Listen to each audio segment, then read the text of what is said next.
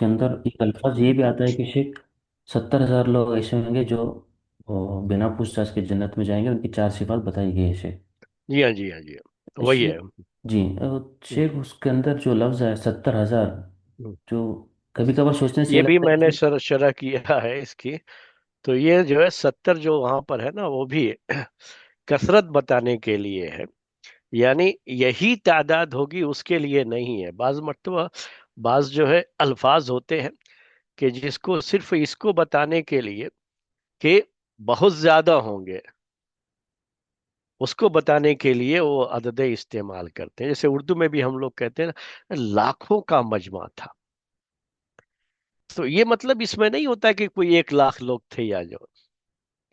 कभी कहते हैं ना कि दसियों जो है मर्तबा मैं कह चुका हूं।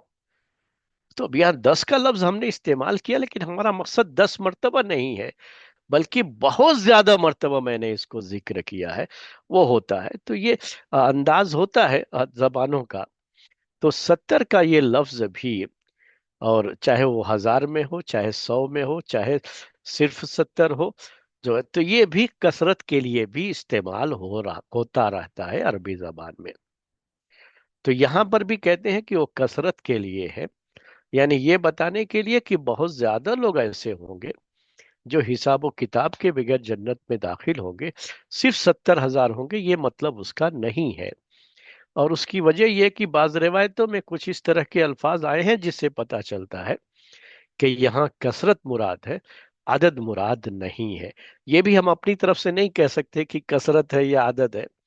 इसको भी रिवायतों की रोशनी में ही मुतय्यन करना पड़ता है। तो बाज रिवायतों में इस तरह के अल्फाज हैं जिससे पता चलता है कि यहाँ 70,000 सिर्फ कसरत बयान करने के लिए कहा गया है।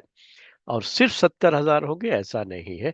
अल्लाह ताला की रहमत, वो तो इससे भी ज्यादा लोगों को, जितने लोग भी इस सिफत में आएंगे, सिफत का मसला है ना, जितने लोग भी आएंगे जिनके अंदर ये सिफात होंगी, उन सबको अल्लाह ताला बगैर हिसाब और किताब के जन्नत में दाखिल करेगा। जी। जज़ाकल्लाह शेख। दूसरा सवाल ये है कि शेख, पिछले दिनों में ये देखने को मिला है कि जो लोग बोरवेल की खुदाई